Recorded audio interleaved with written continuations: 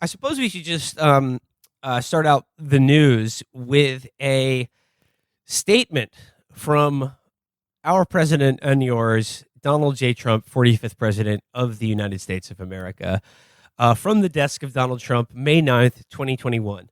So now even our Kentucky Derby winner, Medina Spirit, is a junkie.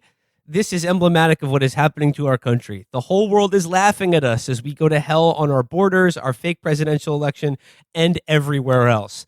There you have it, folks. America has fallen so low that even our Kentucky Derby winners are junkies now. Washed up junkie psycho. Medina Spirit, junkie loser, stealing change from their parents. That's the best part. So what happened is that the Kentucky Derby winner tested positive for horse steroids. Which, by the way, like every single horse race winner of any race of note is on drugs of some kind. Well, obviously, there's too much I mean, like money the idea to is not like, do it. Are people begging for integrity to the return to the world of horse racing? Probably the crookedest sport ever invented, other than boxing. If you win like one of the Triple Crown races, that horse's cum is worth $500,000 a shot glass or something. Why would you not fucking it tastes, dope it to hell? It tastes amazing. I mean, like this. Okay, well, like we can have debates over we can have debates over whether this is a clean sport or not. I guess it's not, but like the horse steroids aren't bad because they impugn the integrity of horse racing.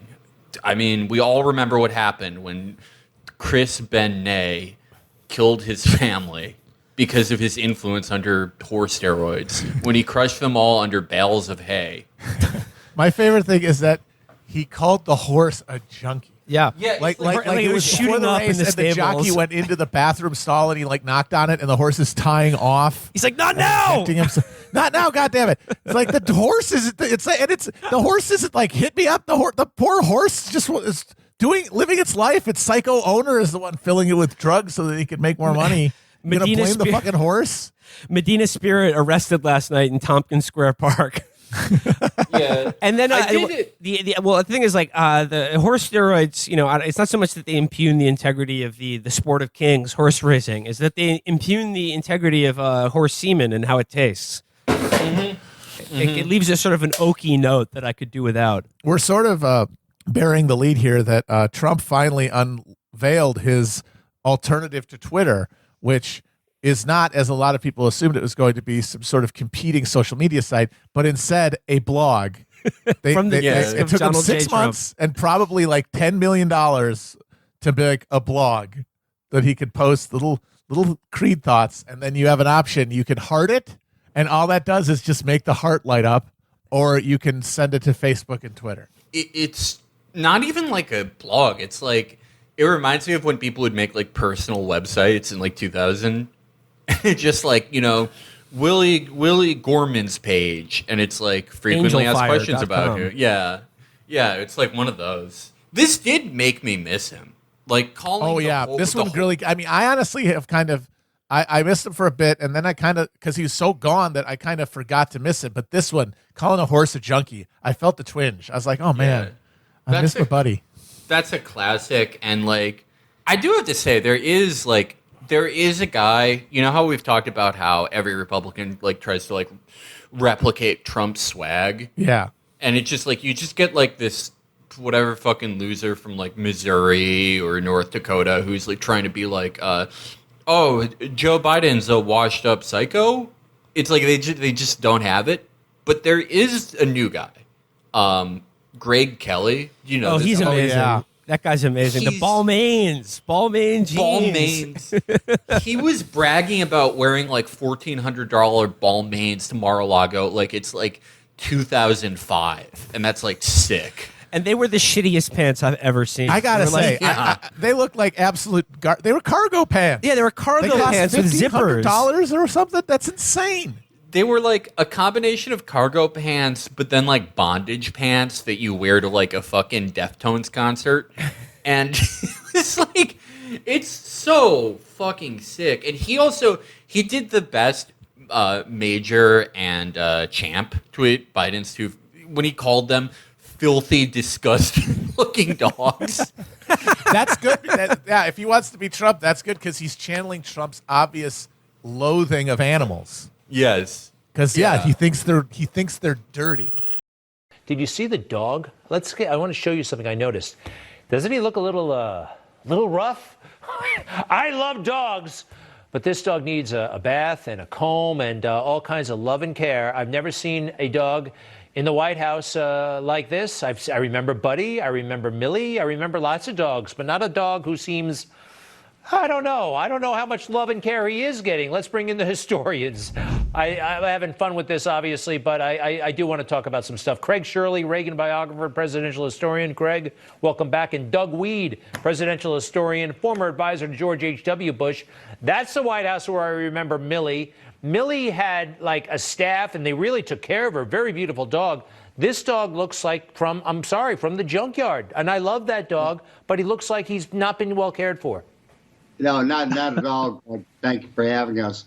No, he looks very dirty and disheveled and very unlike a presidential dog like Millie or Victory or something else in the past in the White House. Yeah. Wait, guys, hold on. I'm just seeing now on my Twitter, Kentucky Derby winner Medina Spirit arrested at the Chelsea Hotel following the murder of prize mare Pharaoh's daughter. Did you see the owner of Medina Spirit hitting the morning talk shows to blame cancel culture for the reason his horse is a junkie, or the reason his horse is being canceled? Don't you see? And what I love about this is like racehorse owner guy, and this he owns most of like the big Bob Baffert. He's always there, racing. And he's just on TV with this shock of like fucking ivory white hair and sunglasses indoors, and he's just like. Yeah, take it from me, trustworthy guy. He looks like the main mutant from the Omega Man. He should be wearing a black Anthony cloak. Zerbe, yeah. And he's wearing sunglasses indoors to go on Fox and Friends in the morning to claim that his horse is being canceled. It's with all the noise going out, we live in a different world now. This America is different, and it was like a cancel culture kind of a thing, so they're reviewing it. Yeah, and his excuse is great. He said a trainer took cough medicine and urinated in the stable, and Medina Spirit ate the hay that one of his groomers had pissed on, taking cough medicine, and that's what led to the positive test. That's Really good. There's only one excuse I've ever heard in all the sports that rivals that for a positive test, and it was Pequeno Nogueira, who's a Brazilian fighter. He tested positive in a losing effort and then was like, no, it's not my fault.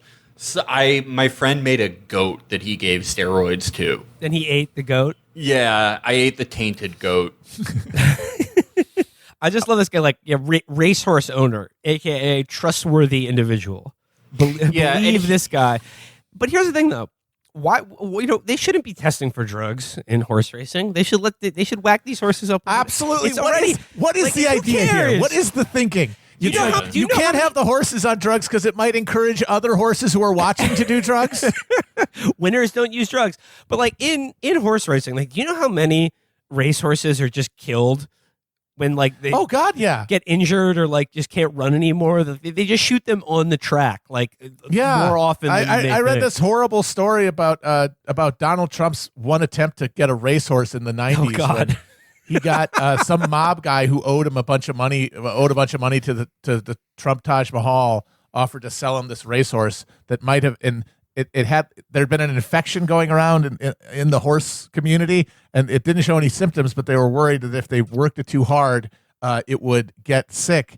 And Trump said, "No, fuck, run him. What are you doing? I'm not paying for him to loaf around eating hay." And sure enough, he got super sick and had to have his front hooves removed. Oh, that's I didn't even know that happened to horses. I would, and apparently they grow back, which I did not know. Well, they're like big fingernails, but you can't race ever again. Yeah, that's the worst person you could give a racehorse to. Oh my gosh, yeah, he probably just the moment he got it was like, okay, great, and then just left it in a parking lot in Atlantic City for a year. Yeah. Can I leave it in the parking garage of a Trump Taj Mahal? stipulations in his purchase of it is that it was renamed DJ Trump. That's I love him. Okay, like, and what I love about Donald Trump buying a racehorse is, like, do you think that there is any possibility that were it on offer, he wouldn't have given that horse drugs to make it run faster? Oh my God. He would have given that horse like a Lestra. He would have been like, it looks fat. They're like, if we, look at those ankles, honey. Ah, yeah, like his trainer's like, there's a 1 in 2 chance that if we inject DJ Trump with liquid plutonium, it'll win the Preakness, and then the other half is that it'll just die immediately. And he'd be like, it'll explode like it's in a microwave. Winners take big risks, okay? If someone had offered to do that for like his sons, he would have done it. 100%. For Little League, yeah. He's, man, I miss him, but like definitely follow Greg Kelly if you miss him. He's the only one doing Trump-style posts that doesn't seem like a sweaty, ham-fisted, like, awkward copy of the original. Like, his brain is just as warped as Trump's. Like, his shit's fried. And like, you know what? Like, he definitely is trying to copy Trump, but like it works for him. Yeah, and he's like surpasses him in some ways. Like he adds like a new type of swag to it. But that's the thing. You have to have like legitimate like low IQ swag. You can't just be stupid. You have to have like that type of swag. And that's why like Josh Hawley can't do it because he went to Yale and all this shit. That's not the guy he is. He's pretending. But then like, just a true dullard like the governor, Brian Kemp, back when he was like more aping the Trump style. It's like, you don't have it, dude. You're just stupid. You don't have like, you've never had swag. You've never had low IQ confidence. Yeah, it's like it's not going to work when you got Ted Cruz going, Graydon Carter was the editor of Vanity Fair, but the real Vanity is serving the fare at his bad food restaurant. Boo. Ted Cruz like quoting Churchill when making a speech about how Jill Zarin looks fat. It's like it doesn't work.